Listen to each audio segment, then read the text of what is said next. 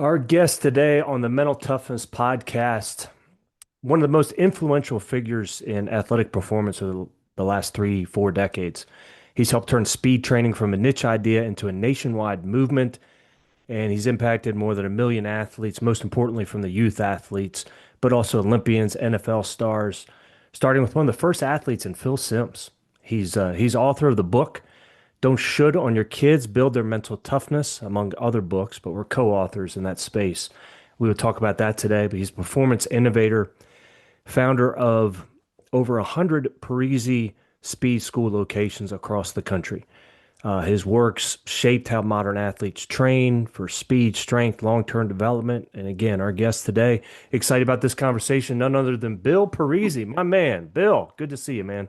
Hey, great to see you. I'm so excited to be here. Just we've had such a long relationship, man, and it's been great, Rob, to be affiliated with you and do some work with you. Absolutely, man. I look forward to unpacking this. I should have had you on the podcast years earlier, man. But let's start with this, man. I mean, you've got don't should on your kids build their mental toughness. Um, Man, we're co-authors. We share a sentence together.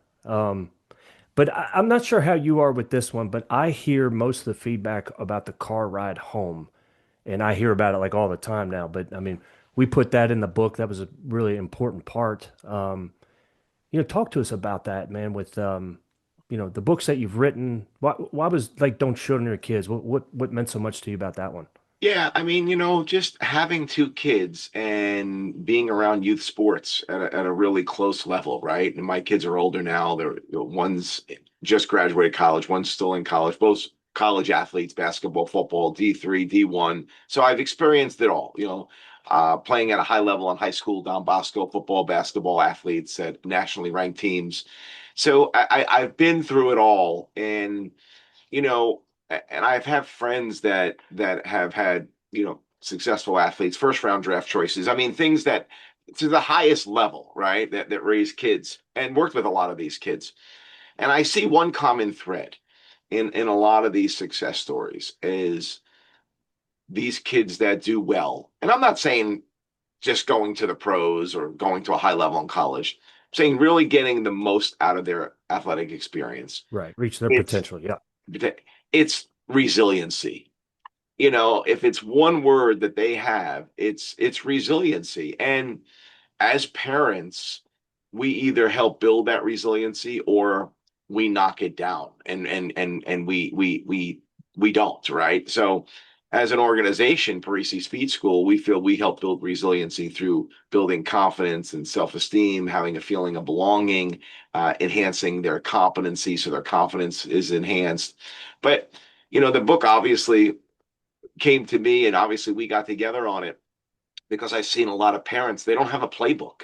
They mean well, but they kind of can't get out of their own way in terms of, you know, trying to motivate their kids. And sometimes they just push the wrong buttons and it eventually can backfire where kids obviously get burnt out of sports. So, that was the purpose of that book. And I believe there's a lot of you know, things parents can learn. I mean, listen, I'm not perfect. I made my mistakes. That's why we wrote a book too, right? right. Yeah. But I didn't make enough mistakes where my kids, decided to quit sports. They thrived in sports. So, the goal was to share the successes, but share the mistakes, but also share what I've seen as a coach and working with tens of thousands of parents and athletes over the last 30 plus years. So that was the main driver, and it's really about knowing what buttons to push and how to build that resiliency.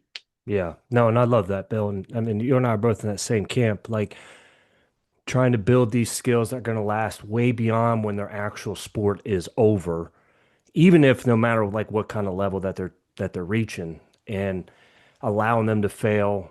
The part that I've always liked about the book, if I'm speaking, I'll share this one as well. Like for the youth, they're like, well, how do we, build that motivation? I try to tell them, like, look, with parents, like, you can be the rudder, you can't be the motor, right? Like you can't be the driver because it's tough to be driven when you're being driven, but you can help guide the ship. But one of the things that I share a lot and is that that idea that we put in the book of um, I pack, we pack, and then you pack. So the fact of a kid packing their own bag, Yeah. that skill right there is like now building like their own discipline and motivation.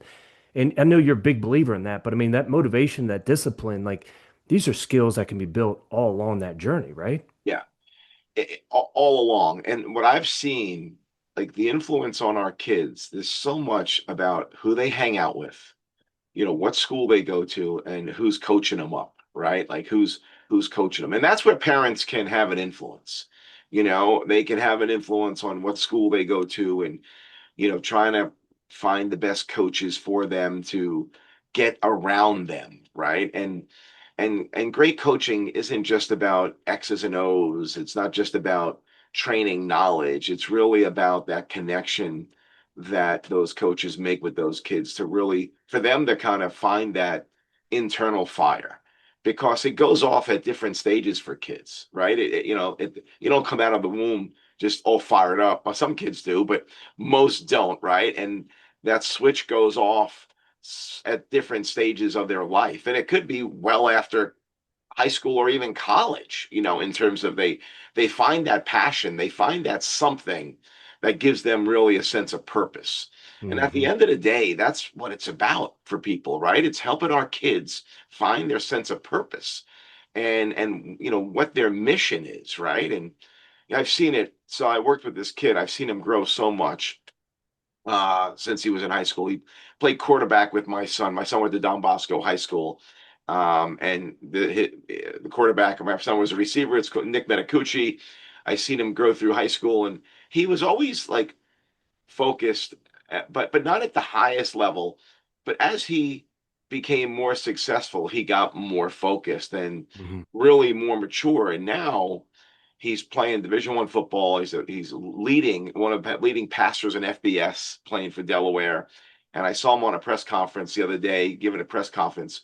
And here's a 20-year-old kid, young, talking about core values mentioned like his pillars of core value. And this was not him. Like he found himself. And one of the things that helped him was the college coach really connected with him. So I've seen a lot of, transformations. I mean, he was always a, great kid and hard worker, but he's really gone to an elite level with his mindset. And here's a kid that didn't even earn a full scholarship out of college, out of high school, Hmm. rather. He wasn't a full ride athlete. He didn't get a full ride at Delaware. He got a partial. And now he's tracking to potentially be an NFL player. Yeah. No, love it, man. Bill, I like come womb on fire, man. Let's the question I have for you, man, growing up, right? North Jersey, Italian family. Like when give me a story about when that ethic, like really early on, man, like was instilled in you.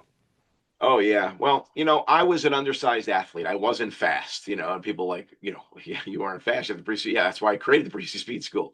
I actually played offensive line and linebacker. I was fast enough to be a linebacker, and we ran the Delaware wing tee. If anybody remembers that, that was when a lineman pulled and had to do a lot of sprinting.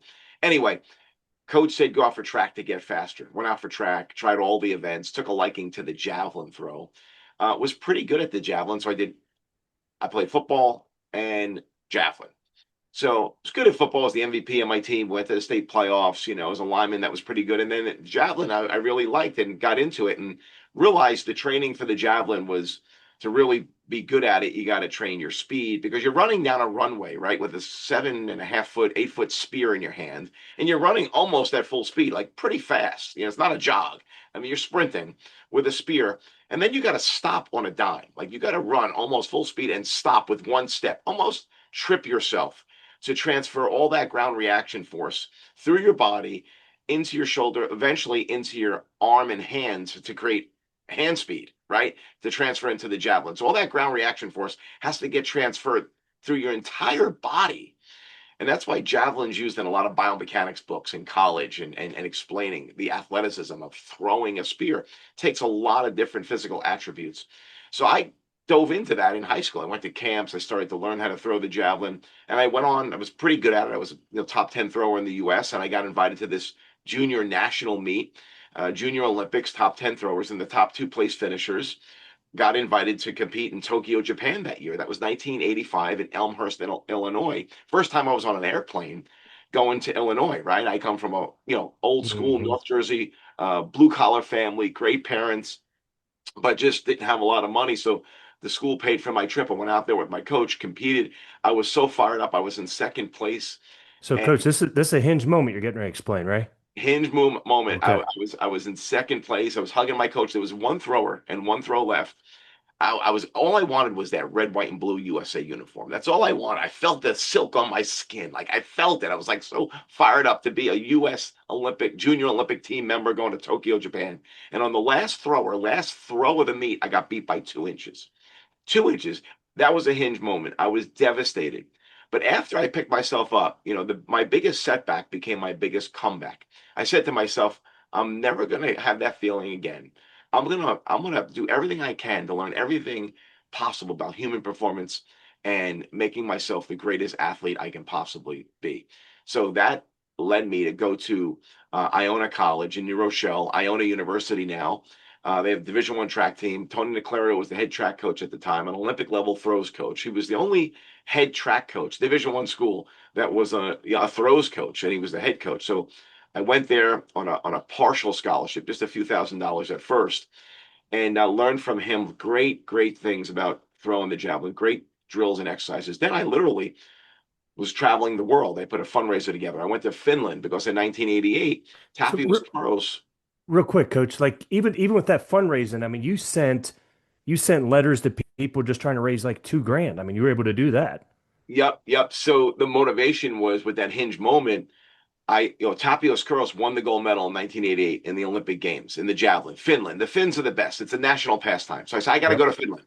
So I met this exchange student at a track meet. He was Finnish. He was a javelin thrower. I said, I want to come to your homeland. I want to come and train with you for a summer. He said, sure. So at that point, I put like 100 letters together. I hand delivered them to 100 different businesses in my town, and raised about 2 grand to buy my plane ticket and went to Finland for a summer to Hmm. train with this young athlete who knew Tapios Kuros. And I learned a ton that summer about training. This was 1989, where the Finns really were leaders in sports performance. They were really, Helsinki and the technology that they had, the training philosophies, was really great. And that experience really opened up my eyes. I really got, familiar with medicine ball training. I was doing 10,000 medicine ball throws a winter, right? And what that does to the system. Now I understand what it does. It's a fascia driven activity. Back then they didn't know what fascia was, but now I Hmm. totally understand the exercise physiology behind it. But that impetus, that setback, sent me to Finland. I went on to become a Division I All-American for 2 years in a row, earned a full scholarship throwing the javelin. And I'm a 5'10" North Jersey Italian. I'm not supposed to throw the javelin really far. Right? I'm supposed to make pizza, lay brick, give high interest loans for cash, you know. Coach, like, so and I mean, you're training alongside an Olympic gold medalist, Olympic gold medal coach. You get to see, man, all these details, and then you take now this medicine ball training, and then next step. I mean, you're at Florida, you're a GA, doing everything you can because I mean the immersion that you have into learning and development, and then you're with the Giants, Johnny Parker. You guys go to lunch, and I mean, he even says it, right? Hey, I want you to show this to Phil Simms. Yeah, that was during college. So I get back from Finland, right? That year. I have an All-American season. I finished I think it was seventh or eighth at the NCAAs. I was the fourth American, I believe, because a lot of European throwers they recruit like Texas and Alabama, they recruit all these guys from Europe. So I was the fourth American at that year. And I get back and I'm going to seminars. Like I started go. I went to Finland. I'm going to all the seminars here. Johnny Parker, head strength coach of the Giants, has a seminar. He flew in Angel Spazov, who was the head Bulgarian Olympic lifting coach. Back in the 80s, the Bulgarians won all the Olympic medals Sure. for Olympic lifting. So he brought this Angel Spazov in for a 2 day workshop seminar, and I go to it. I sign up, I register, I sit in the front, I'm asking questions, and they didn't know me, but at lunchtime I asked John. I'm 20 years old at the time, 21 maybe. I asked Johnny Parker, the head strength coach of the Giants, can I go to lunch with you guys? And he's like, looks at me like, hey, sure, kid, come on, I'm young, I'm fit. They use me to do some examples for Olympic lifting. We start talking, and then I was explaining, hey, I just got off an All-American jav season. I got back from Finland. I just got done doing 10,000 medicine ball throws this past winter. And Johnny says right away, he's like, wait, slow down. He's like, what did you do? I'm like, yeah, I do 10,000 medicine ball throws in a winter to, enhance my hand speed, my throwing velocity, and build that athletic whip. And he's like, I want you to come down to Giant Stadium and show Phil Simms those medicine ball drills. So that was my beginning of training Phil Simms. We became really good friends. He became an investor in my business, and we had a lifelong relationship. And that was my first client at 20 years old. I was training Phil Simms. Now I was in college. I couldn't get paid. But he gave me, Giants and Redskin tickets to come to the game. Yep. So that And, was and you and Phil, I mean, you guys had a lot of lunches together. a lot of lunches. I mean, over the years, because that was 89. He just won the Super Bowl 2 years prior to that. And then they went back to the Super Bowl in 90. So I worked with him sporadically, when I was around and when I was home. And just kind of gave him a program, right, and instituted it for his throwing. And he won the quarterback challenge. Like his last year, he made the Pro Bowl. In his last year playing, he made the Pro Bowl. And really, I'm not taking credit for that, but I think some of the things we did maybe helped him a little bit. But the reality of it was a great experience. And then from there, though, when I graduated college, I wasn't done because this was one guy that always was beating me by a little bit. He was really good. His name was Tom Puskas. He was at the University of Florida, and when I went to three NCAA championships. Hmm. And this guy would always beat me by a little. My senior year, he destroyed me. He beat me by like 30 feet. Now I was hurt. I had a bum ankle. I had a horrible meet, but he still threw a bomb. And my ankle blew up, a couple of weeks before, but I still competed because I threw like 40 feet under my best. I knew I wasn't going to go anywhere. But anyway, at the meet, I say to Tom, because he was breaking records. I'm like, I want to come down to Gainesville, Florida and train with you. So after my Hmm. senior year, I moved to Gainesville to train with Tom for a year because I didn't want to give up. And I knew I would learn a lot about training with Tom because he trained in Lithuania for a bunch of years. His brother went to medical school in Lithuania, so I got all that experience from the Soviet Union and Tom's training and living at Gainesville. And what I did to get started down there, people love this story. Okay, what am I going to go? I'm going to go down there. What am I going to do? I'm going to move in with Tom. What am I going to do? So I cold call Steve Spurrier, who is just hired as the head football coach at University of Florida. I cold call him. Nice one. Yep, and I asked him, I want to, be a GA, strength coach for the football team. He was really surprised I got him on the phone, and I started talking to him, started mentioning, hey, trainer to Phil Simms, we love to come down and work with your guys. He's like, well, I can't, that's not my job to hire you. You got to talk to our head strength coach. I hired this guy, Doug Kaufman. You should call Doug Kaufman and see what he can do for you. He was nice enough to give me his name. So what did I Yep. do? I called Coach Doug Kaufman. I called Coach Doug Kaufman. But here's what I say: Coach Kaufman, Bill Parisi, trainer to Phil Simms. Coach Spur told me to give you a call about a graduate assistantship, and then that led me to working with the Gators that year, with the track teams and the football team. I was actually the head strength coach for the track team that year. We had three Olympians, Nice. so gained a whole lot of experience there. And then my javelin career ended. Ankle never got better, but I was training a lot of training myself, learning about athleticism. Moved back home and then started my business back in Yeah. '92. Question, Coach. Before we get into you starting the company out of the trunk of your car, Yeah, out of the van, before we yeah. get into that, like you mentioned conferences. I mean, you are a lifelong learner, man. I mean, I know you're always adamant on you don't want to be the smartest one in the room. And I've always adopted that philosophy and appreciated that lesson you've given me. But question for you, in all those seminars that you do, you always sit up front, don't you? Always. Yeah. And if I noticed that, like about Tim Corbin, about great coaches, they always sit up front, man. Talk to us about that. Yeah. Well, one, it engages you in the conversation. It forces you to stay locked in. And you can, build a rapport with the presenter and just get all the information, just right in front of you. Listen, we all have trouble focusing now more than ever, in terms of just distractions, right? It's hard for people to focus. We always want this dopamine release, right? We want to do something. We get these highs from social media or whatnot. But sitting in the front, staying locked in, and just getting everything in real time and being really connected to the presenter. To me, I feel it creates a greater connection, and you build rapport. You build this kind of unspoken rapport with the presenter when you're really locked in, and you just, even though you might be wandering off a little bit, just act as if, act the way you want to become. You become the way you act, right? I mean, just Right. just act like you're paying attention, and you're gonna wind up paying attention. So, Yeah. just little strategies. No, but I've always known that, and I think the best always sit up front. I mean, even when I'm at a coaches conference and watching, I pay attention to which of those coaches are up front, and Yeah, sometimes they're even challenging each other about who can be up front and how early before that session actually begins. I'm always amazed by that, but I think that alone is a huge key to success. huge key. And listen, I mean,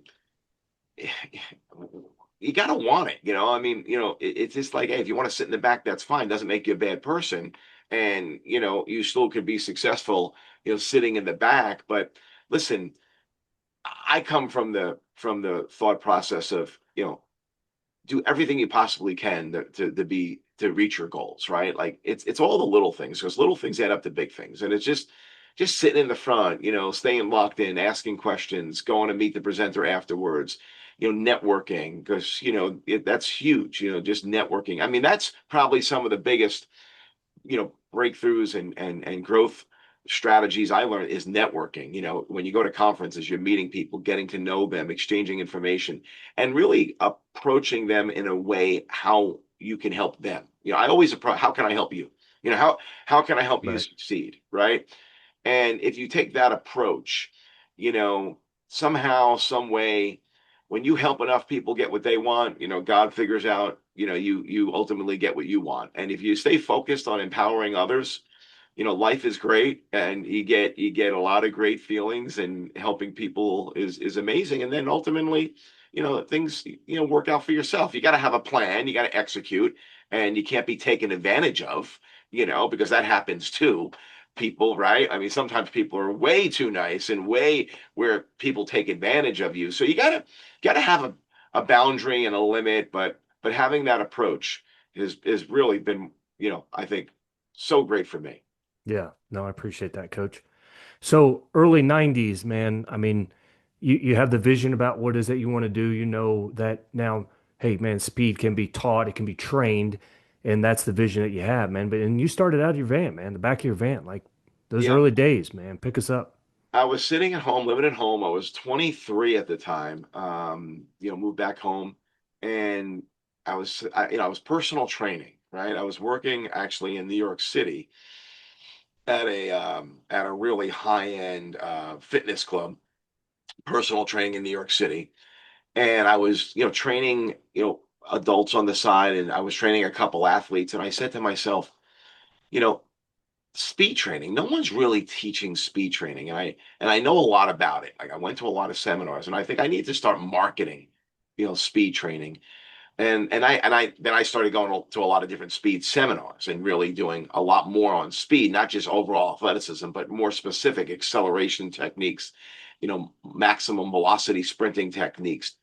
Started to unpack and really pioneer the concept of multi-directional speed and deceleration, and really doing a whole education on the power of practicing deceleration, and how do you train it, and how, obviously, how important, explaining how important it is in multi-directional speed, because we break down multi-directional speed into four areas. There's deceleration, there's change of direction, which is predetermined, where you're going to go, right? And that's a combination of deceleration and reacceleration. That's change of direction. So you're combining decel with excel in multi directions, but it's predetermined. You're on the offensive side of the ball, you know exactly where you're going to go.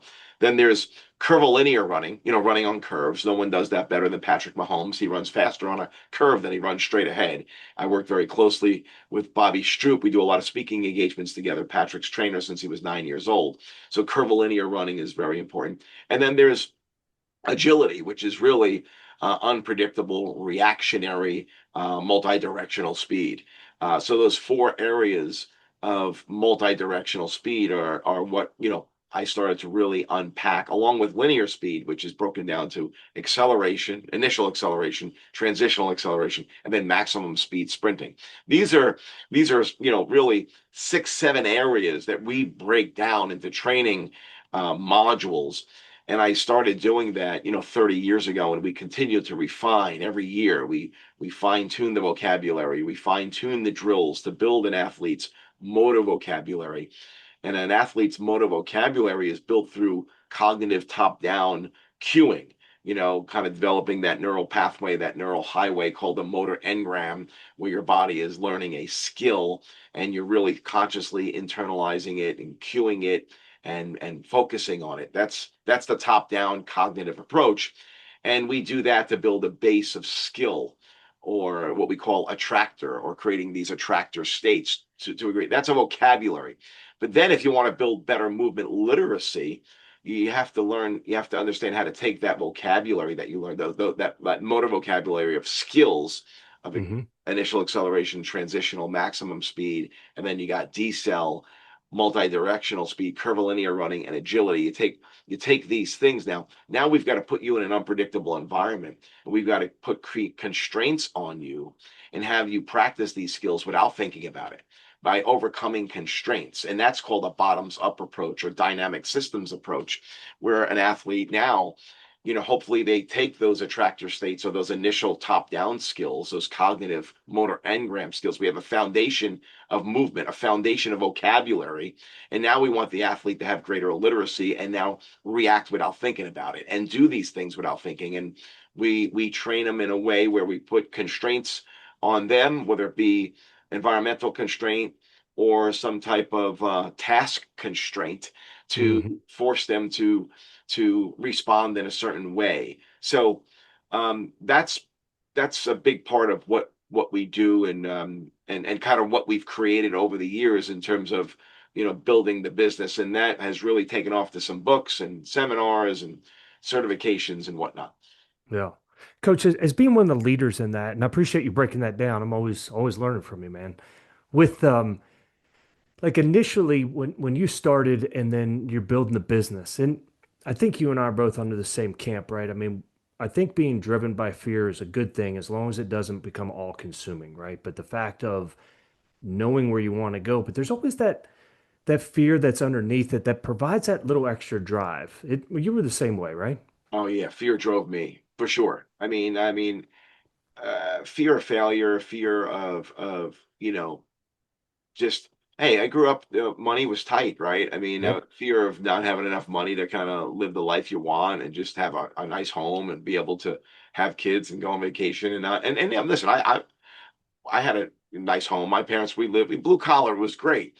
But money was always tight, right? Money was I remember my dad got laid off a few times. He had no job. He was struggling to get money for food at times. So that made a pretty big impression on me. But we always had a lot of love in the family. I'm grateful for that. But everybody gets goes through hard times, right? No matter. So I think I'm no different, and I'm blessed, that I've gone through those and I've experienced those. So that is, that was a driver for me, right? We all are driven either for avoid pain or gain pleasure, right? Neuro linguistic programming.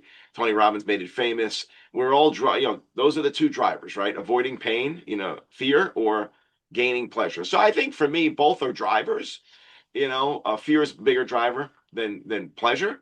But I think that's for most people too. One of the, and I know, like Matthew McConaughey, one of his acceptance speeches was like, "Hey man, 10 years from now, like that's where I want to be. Like that's my goal." And then 10 years come, and then I'm not even close to where I want to be. Like with your success, and when you kind of evaluate where you've come from, what you've been, the relationships you've built, like is success? Do you ever reach it? No, I've never reached it, and I don't really focus on long-term goals. I focus on the immediate goal. I'm always focusing on what's going on this week and this month.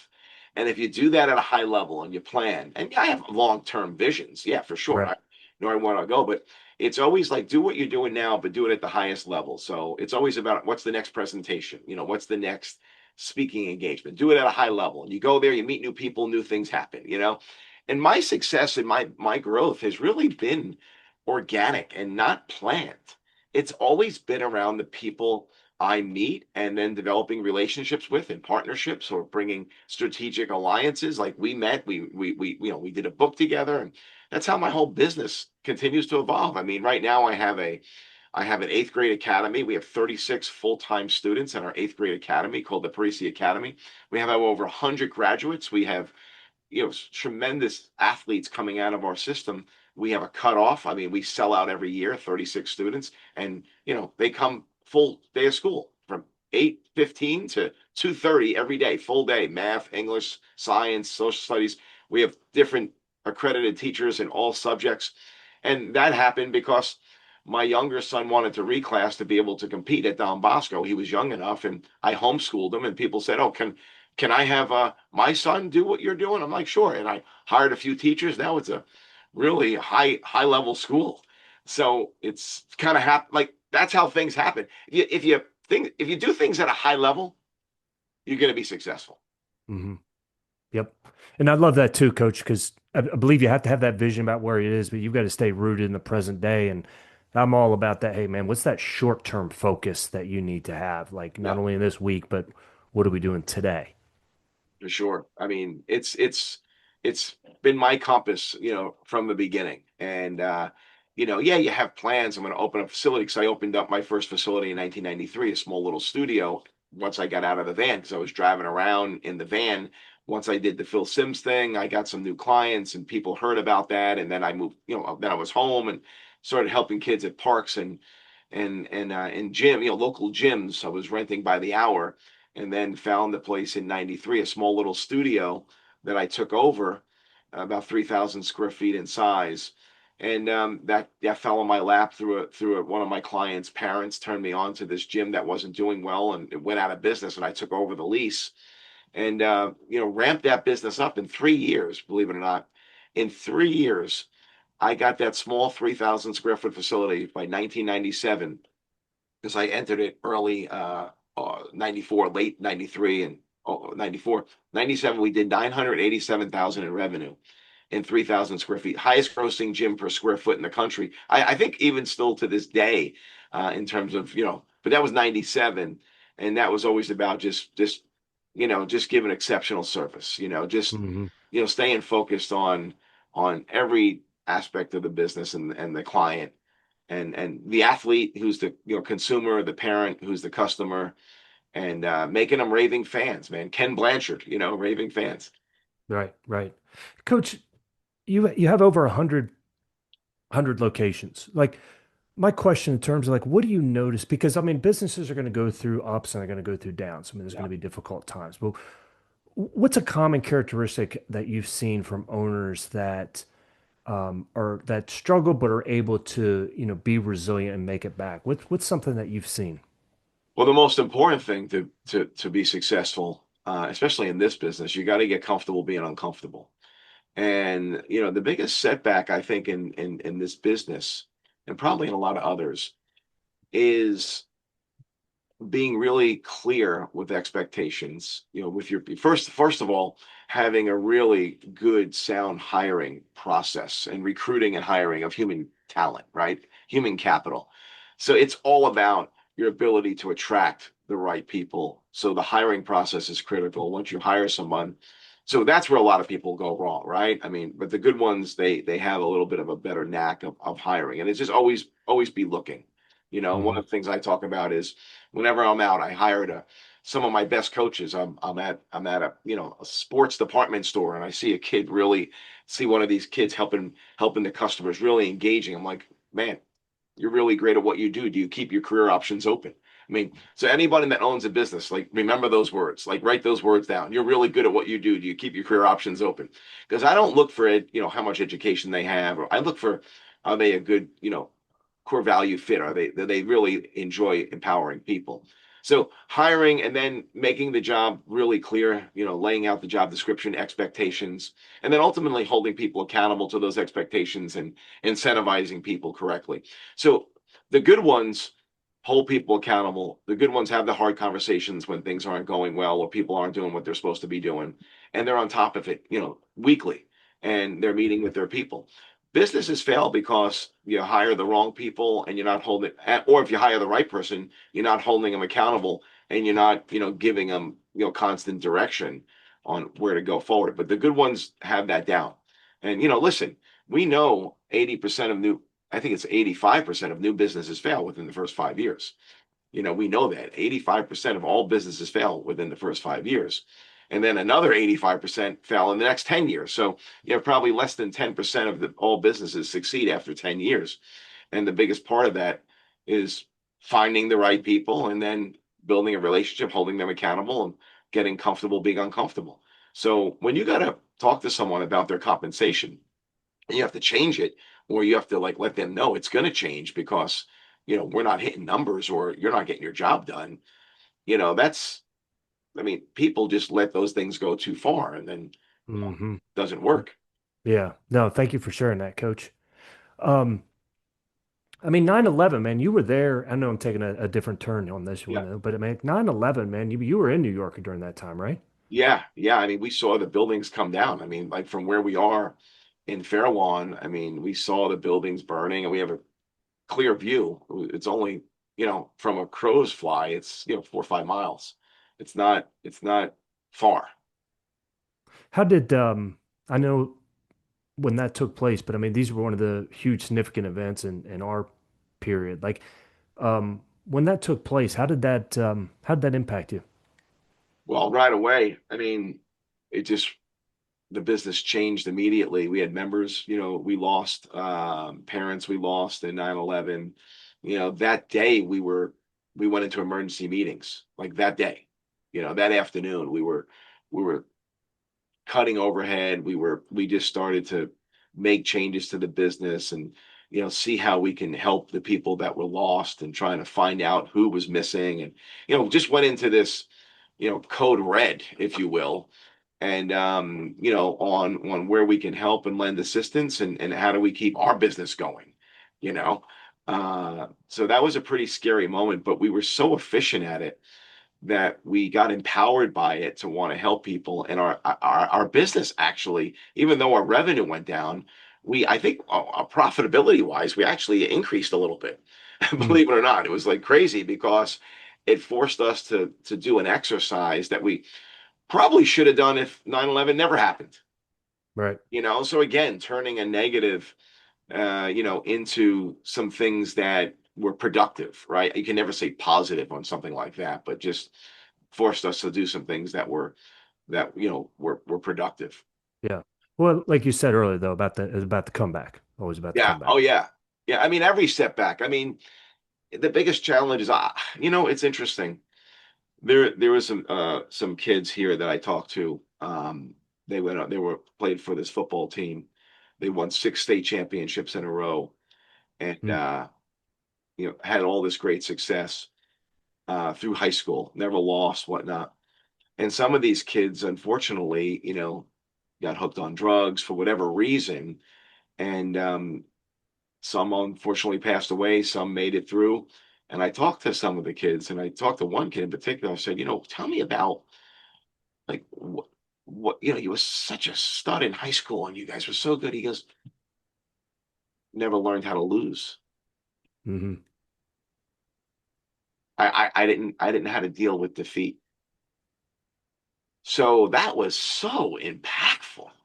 When you're like always successful and you're always handing things to your kids and they never struggle, man, they don't have the copeability, right? They don't have the ability to cope with failure and struggle.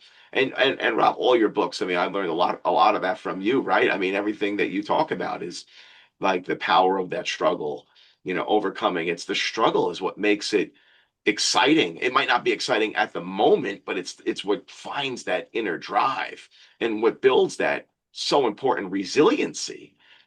So every opportunity, every challenge, every setback is there's a benefit to it. You might Right. not know where it is initially, but there is a benefit to it. And if you live your life like that, you're going to be really fired up and happy. Yep. See, I love it when you take these little tangents, coach, because then I get like, man, that's a real gold on that piece. Yeah. Yeah. Um, with speaking, I mean, you present, you speak all the time, like, and I was always borrowing idea. I didn't know if you knew this. Like, I borrowed the clap. Oh Um, yeah. do you Yeah. you remember that one? Yeah. Like, Yeah. Yeah. so Yeah. when you did that, I borrowed that, and I did that with like, so if I'm doing like a team session, like I would do that just to show, hey, man, we got unity in this team, and look how quick it can develop. And I'll have a couple different tangents, but I didn't know if you knew that. I borrowed one of those claps from you. That's awesome. I borrowed it too from some of my other mentors, so Yeah. it's What? all great stuff. When you're speaking, and I know you're making that connect with individuals and you have different topics, but what's one of the keys that you found to like really being an effective communicator and presenter? Just audience engagement, getting the audience involved, storytelling, just getting people up out of their seats, making it interactive, has been really, the foundation to a lot of the things I do. Now, some of my presentations are more scientific now, like some of the talks I'm giving around fascia connective tissue, and it's more a lecture with PowerPoint slides and videos. But I do try, the motivational stuff. It's all about, audience involvement and getting people to get engaged and really getting people to believe in themselves and to really, get a vision, get behind your mission, and understand that if you put your mind to it, you do have the ability to figure it out. I mean, there's lots of resources today to to reach your goals. So, you know, but the key thing for me is storytelling, audience involvement, and just different, metaphors, like you said. Yeah. Coach, I know you've always been huge on elevating the industry, um, providing the great customer service, but I've always felt that you've been a beacon of light there because, I mean, would you even say, man, that you've elevated the entire industry?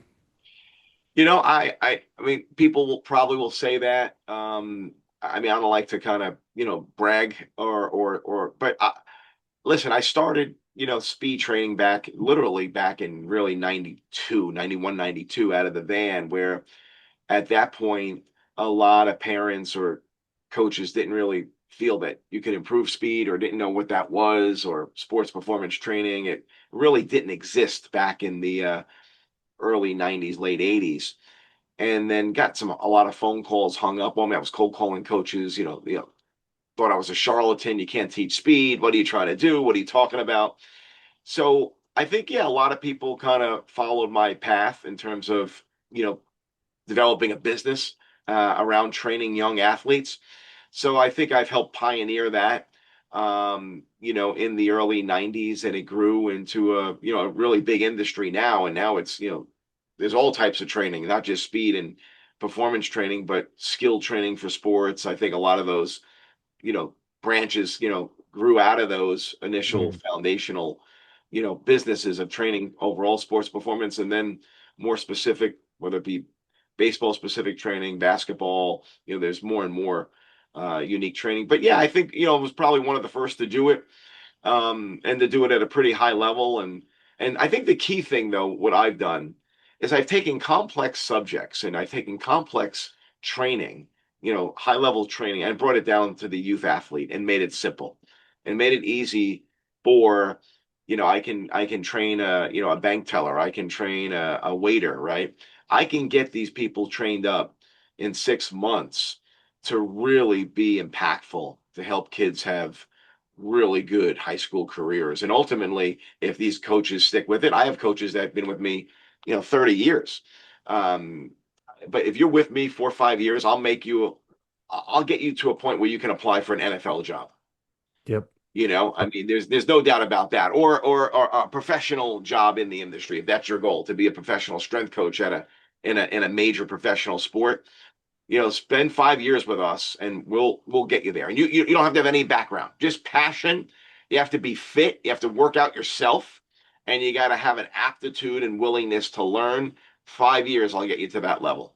Love it, Coach.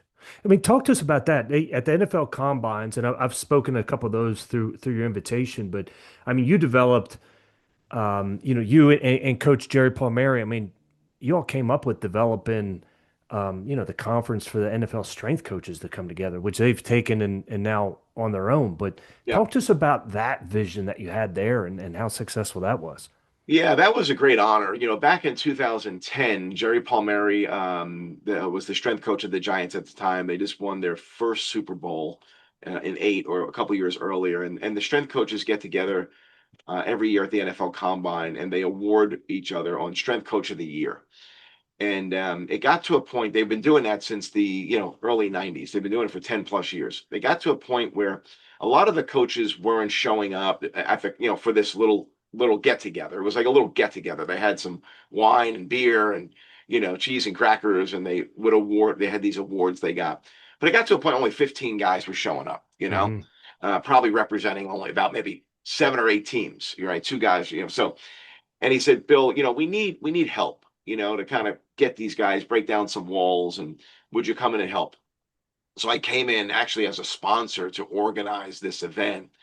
And I brought in Perform Better. I brought in a couple of Life Fitness. They were always a sponsor, but I organized it.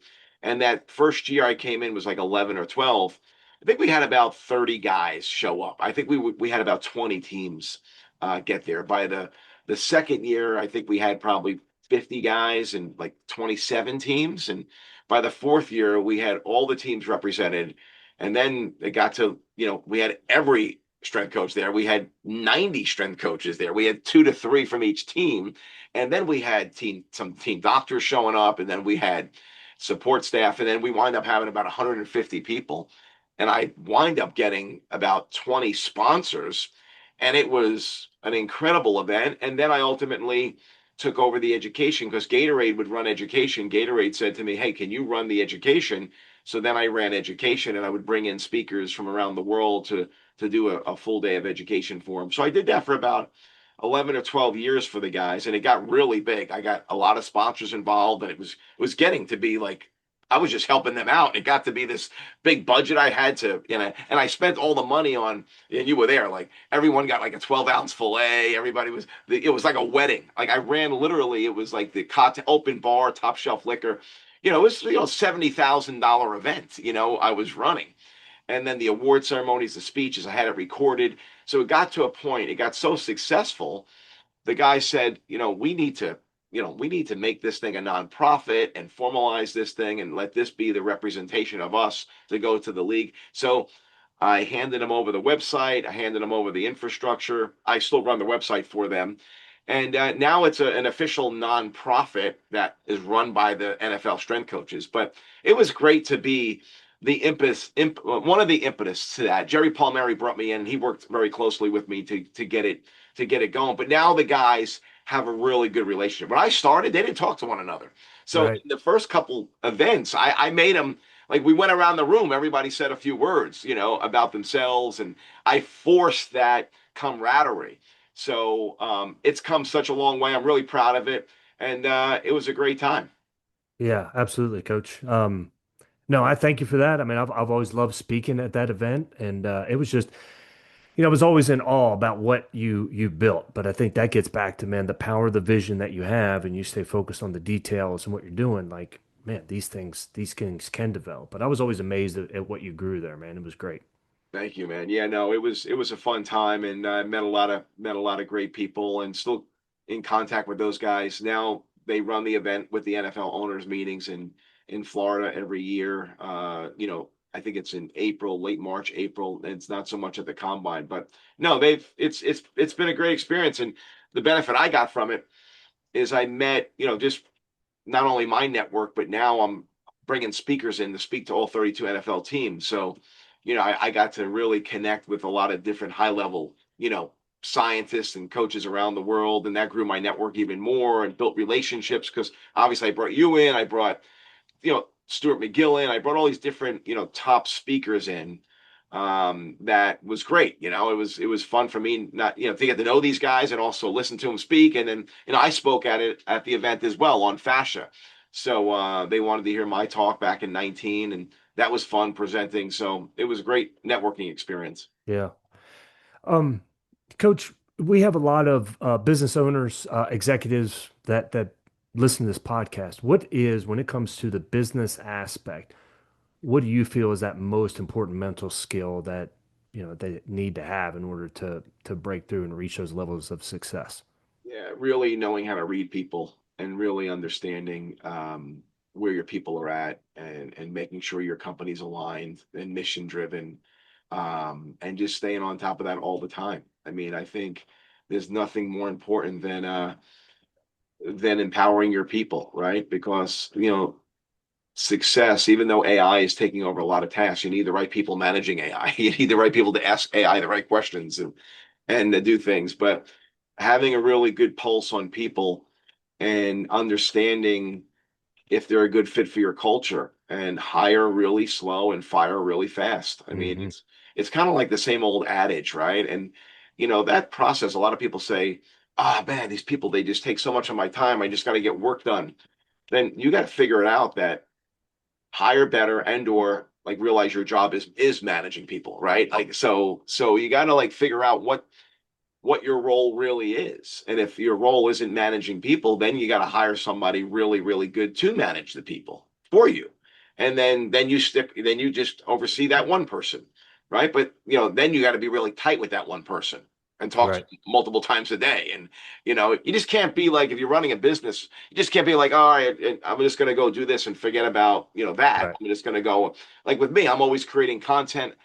I mean, I create a lot of our content, but I also have to stay in contact with my people, and so it's a lot of work. I mean, you know, communicating and talking to people on the phone, and well, that's work. I mean, you got to put real effort and thought into that. So that's my advice. I mean, I think, no, love it, Coach. and we forget that, we kind of dismiss that. That's not important. And I made my share of mistakes, and maybe texting things, maybe I shouldn't have texted that, or maybe that came across the wrong way. And, like just always realizing, man, words are powerful. Words are powerful, and you got to be really careful how you use them, especially on text. Yeah, yeah, indeed, Coach. With Coach, I've enjoyed this, but like, what question should I be asking that I'm not asking? What have I missed here, Coach? I mean, you really asked a lot of great questions, man. This was amazing. I hope people got a lot out of this, and I think the take home message really is, how do you empower others in terms of, raising kids and not shooting on your kids, you know, just putting your kids in the right environment. Like if you support them and surround them, find the motivated kids and try to get them to hang out with them. You know what I'm saying? Right, right, I mean, like, try to like set a play date with the motivated kids, or something like that. Or, find the right club team with the motivating coach, like with the coach that's, might not be the best club team, might not, but interview the coaches, see what they're about. That is the most important thing. Knowing where to place your kids, what coaches to put them there, what school to send them to, and what friends they're going to be hanging out with, more so than what you're going to say to them. I right. mean, to me, that's the foundation. And then ultimately, I sent my kids to private school. We have a great high school here in New Jersey, Ramaposa, phenomenal high school, great athletics, one of the best in the state. But, I drove them to go to Don Bosco because I know that it's the highest level competition. And they were into that, and they thrived. They succeeded. They went on to compete. And, now that's not for everyone. I mean, you gotta be really driven. You gotta be prepared you know, not to maybe play. I mean, my son has a great story. I'll tell you this story. My son, so he goes to Don Bosco. Yeah, He's a good shooter, right? He goes there. He makes the freshman team, which is an accomplishment just to make the team. 65 kids try out for the team. All 65 kids that try out are the best in their local towns. That's why they go right. to Don Bosco, right? They're the best. So 65 kids that are the best try out for the basketball team. There's basketball team. There's cuts, always cuts. So my kid makes the team, doesn't start, but halfway through the season he starts, has a really good freshman year. Sophomore year, He makes the starting lineup. They have a great year in JV, competitive. They can beat most varsity teams. Again, junior year, he doesn't start. He gets some playing time though, and has a good year. Comes in, he's knockdown shooter, has a solid year. Saw his share of minutes. Senior, finally starting. It's like wow, he's starting on the varsity. First, had a couple good games in the beginning. His fourth game, he didn't have a great game. Coach tries this freshman kid. He goes, Bill, I'm not gonna start you today. I got this freshman that's gonna. And Will's like, wow, man, I'm sitting down at this, and he's pretty good. This freshman, like he's legit, Sure. right? So he comes in, he starts. The freshman winds up holding the starting position. My kid never was back on the court as a starter. Came in and did some, role minutes and came in, but but he accepted it. Now, the interesting thing is that freshman happened to be Dylan Harper. That he Okay. played with, So and Dylan Harper, I knew it was going to be a guy. yeah, he Yep. wasn't even really. He wasn't even. I don't even think he was nationally ranked his freshman year. Like in the top, he wasn't even like a top 100 kid or whatever. But the way he rose, like I think freshman year he grew like 3 inches during the season. He was like 5'11. At the end of the season, he was like 6'2, and then he just ascended like that. But my son took it well. He knew this kid was really good, and he just took it in stride. And he went on and he was a COVID kid. Our senior year was that COVID year, and Hmm. in 21, and wound up landing a spot playing Division III at Salve Regina, which was a great experience for him. He had some great games and some great moments up there. And I tell you what, it's really hard to play college sports. Basketball is really tough to land the spot. I mean, Division 1, you got to be a freak, right? You got to be just you totally unique. Even Division 2, Division 3, you got to be special to get on a team nowadays. Yep. There's a lot of Division 1 guys that aren't playing, that aren't getting paid, that say, I want to play. I'm going to go play Division 3. Right. So that's what's happening now. They're paying the top 7 or 8 guys, and if you're kind of on that borderline, you're not really getting paid, and that's why Division 3 is rising. Sure. Yeah, absolutely, man. Yeah. Coach, I've really enjoyed this. I guess I had the one more question, like the future and beyond, Coach. Talk to us about the vision about what you have. Yeah, I mean, we're really unpacking with our books the Anatomy of Speed certification. Now it's an online certification. You can get speed certified with our Anatomy of Speed course, and then there's a live event to follow up with. But we put a lot of emphasis in teaching people on how to become really good speed and performance coaches and really movement coaches. And we're taking that to a whole new level and empowering coaches of all sports and trainers that want to work with athletes. So that's been our mission. And then, doing more education for universities. I've spoke at for UConn men's and women's basketball, University of Oregon, University of Tennessee, just a bunch of schools over the last, NHL strength coaches. So delivering cutting edge content on fascia connective tissue and really how to manage the connective tissue system from a training perspective. And that's a lot of where my research and training is going. And I think it's a missing link in performance and unpacking this injury epidemic that we have in sport. Yep. Coach, man, thank you so much. I enjoyed this time with you, man. Thank you. Yeah, my pleasure. Thank you, Rob.